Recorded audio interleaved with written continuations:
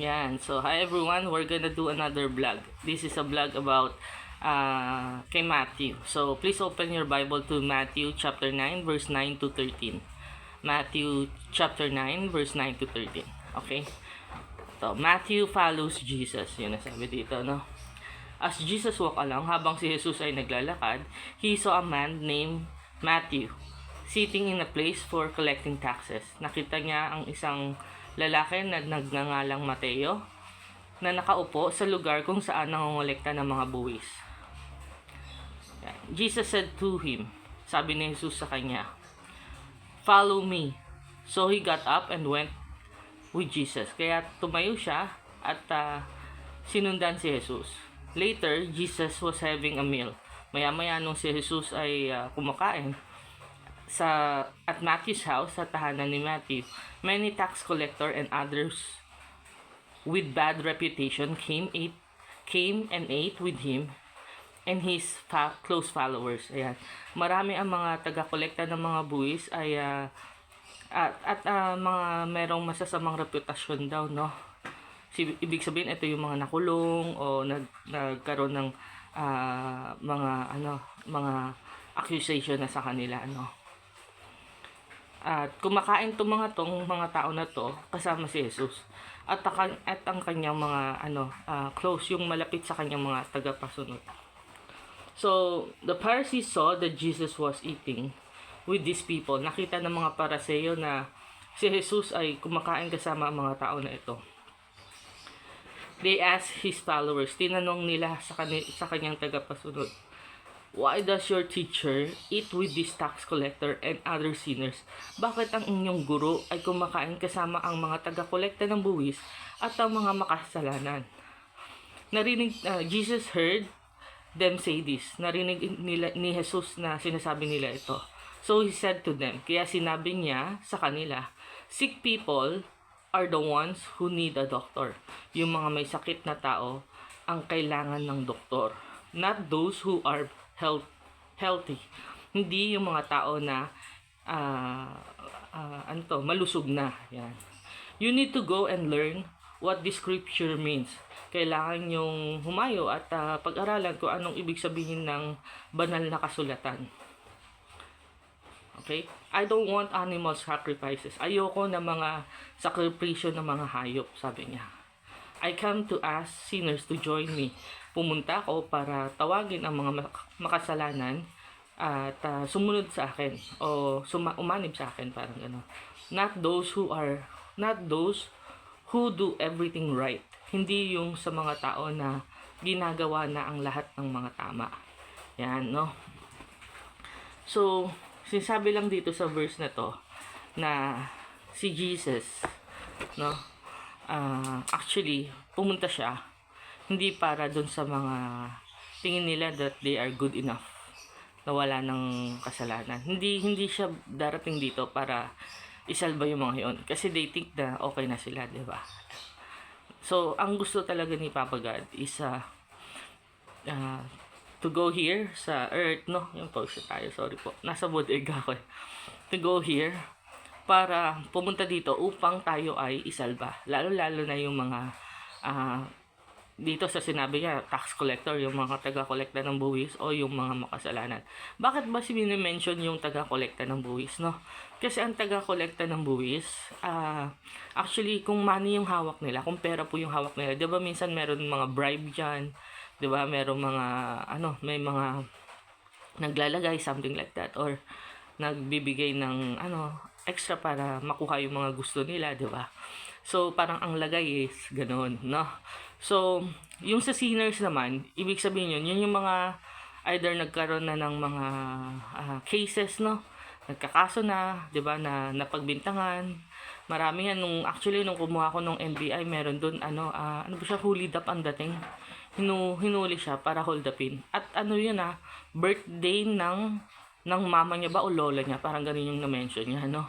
So, talagang ang habol is, kasi niisip birthday, so may pera. So, kung huhulihin sila, no? I'm not saying na lahat ng pulis masama, no? There are na iba na gumagawa ng hindi maganda, no? And in this case, yun, nagawan sila ng hindi maganda. So, So yun, minsan napagbibintangan, no, nagagawa ng kasalanan. Nangyari na rin sa akin, napagbintangan na rin ako, 'di ba? Na-accuse na rin ako. Pero Papa God knows kung paano kayo isasalba. Knows how he would make our hearts closer to him, 'di ba? Minsan dinadala tayo sa ganyan eh. Bakit ba ako biglang ang ganda-ganda na ng buhay ko? Ang ganda ng trabaho ko. May negosyo kami. Kumikita kami ng maayos. Tapos bakit ba biglang nangyari to sa akin, no? Before, hindi ko talaga maintindihan ba't nangyayari sa akin yung ganun.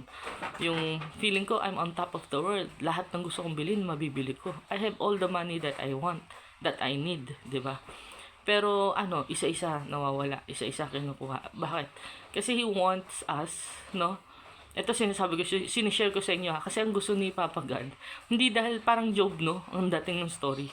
Hindi porket kinuha sa'yo ang lahat, hindi yung kanta na, kunin mo na ang lahat sa akin, wag lang ang aking mahal. Parang gano'n, no? Yan, kinantahan ko na kayo para medyo magising-gising kayo, no? I don't usually do that, pero minsan, kailangan post na rin ako dahil sa well, yun. For me, pag kinukuha po sa inyo ang lahat ng bagay, mahal nyo man sa buhay, papa ko, nawalan yung papa ko sa akin, kapatid, pamilya, anak, no? Magulang, nanay, tatay, yan. Hindi ibig sabihin nun, kinukuha sa'yo para lumayo yung loob mo sa Panginoon. Actually, minsan, kaya nga ginagawa yun. Kasi He wants you na maging closer kayo sa Kanya. Na kumapit kayo sa Kanya. Bakit may sakit tong mahal ko hanggang ngayon hindi pa rin gumagaling? Ba't hindi pa rin gumagaling nanay ko o tatay ko? Di ba pa ganun? Lahat naman ginagawa namin, nagsisimba kami, nagbibigay pa nga kami sa church, mga ganun. Pero hindi po kasi ganun yun. Actually, ang gusto niya talaga is mas mapalapit kayo sa Panginoon. Ang gusto niya talaga, magkaroon kayo ng personal relationship sa Kanya. Yun ang pinaka-goal ni Papa God eh. Kasi pag mas malapit po kayo sa Kanya, and makikita sa inyo yung Christ-like, so magiging ilaw kayo sa iba. Yun po talaga yun. Nakasaad sa ating Bible, 144,000 ang sasama, and I hope talaga ma-accomplish yun. Kasi if we're not doing this vlog, baka hindi natin alam kung ma-accomplish natin yun. Pero nakasulat yun, so mangyayari. Kaya ang gusto talaga namin is you guys to be more closer to God, read the Bible, no? Mas mapalapit kayo, hindi porket nakulong ka, mapapalayo ka na sa Panginoon, ha? Pag nakulong ka, ibig sabihin may mas magandang bukas ang bibigay sa si Papa God. Hindi porket nakulong ka, hindi ka na makakausad dyan, no? Lakarin mo pa rin lahat ng papel mo sa government, yung kailangan mong clearance para ma-clear yung name mo. Maki-clear naman yan.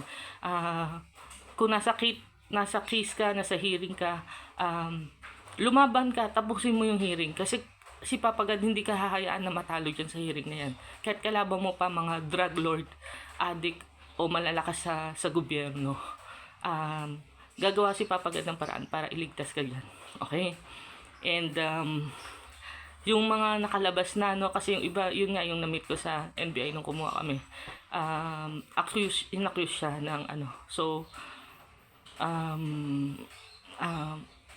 kumbaga hinuhututan sila ng pera, no? So, yun.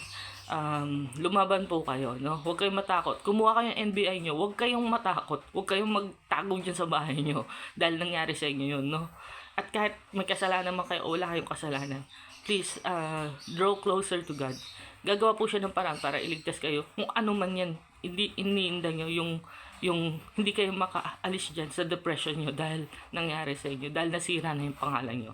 Iniisip nyo. Lagi nyo tatandaan, pag nag-hearing kayo, lalabas naman po yung resulta. At pag lumabas yung resulta, lalabas po yung final judgment. At sa final judgment po, dun po malalaman kung sino po talagang may sala, di ba? Kung manalo man kayo dun, at least panalo po kayo, di ba? Gagawa na lang ng paraan para ma-cleared yung name or anything, no? Kasi pag nanalo po kayo dun, makiklear po kayo yung mga OPP, OCC ba yun, yung mga ganun na nilalakad sa mga ganyan. Tapos NBI, yun yung pangatlo yata yun o pang-apat, parang ganun. So, yun ang kukunin nyo. And, may hitman kayo o wala, di ba? maaayos naman po yan. Makakapag-apply ka pa rin ng trabaho. Hindi po masisira yung buhay nyo. Tandaan nyo po, makakapag-apply pa rin po kayo ng trabaho. Inulit-ulit ko ha. Hindi porket nangyari sa inyo yan, hindi na kayo makakapag-apply. Masisira ng buhay nyo. Hindi po ganun yun. Ha? Kailangan po maka-ahon po kayo sa kinalagyan nyo. Parang ganun. Okay? I'm just reminding you guys na laban po. Huwag po kayong ma-depress, hindi na iinom na lang kayo lagi, mag-aalak na lang kayo or magyoyosi. Wala na kayong gagawin, parang bam na lang kayo, parang wala na, 'di ba? Huwag po, tumayo po kayo, lumaban kayo. And kailangan po kayo ng pamilya niyo.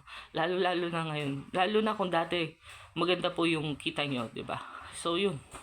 And yan, in-encourage ko lang po talaga kayo na fight. Apply, subukan nyo lang po mag-apply kayo. Kung hindi kayo apply kayo sa amin. Sige, ipapasok ko kayo, basta marunong kayo. Kahit hindi kayo high school graduate. Sige, yan na. I'm sorry, hindi high school graduate. Kahit hindi kayo college graduate, high school graduate, sige, tutulungan natin kayo. Okay? Kahit hindi kayo magaling masyado mag-English, pero marunong naman kahit paano. Okay? And ano pa ba? Kahit wala kayong BPO experience. Okay? Kahit walang BPO experience, tutulungan ko kayo. Sige. Message kayo sa baba. Bibigyan ko kayo ng ng saan kayo mag-apply. Okay? Tapos, ano pa ba? Ayan. Let's pray na po. Sige, ito na yung pinakamahalagang parte ng ating vlog po. Sige. Heavenly Father, we come to you today. We're seeking healing and restoration for the sick and weary. Remove their pains and grant them healing miracles with your mighty hands. Help them to know that you don't give trials we cannot face because we never face them alone.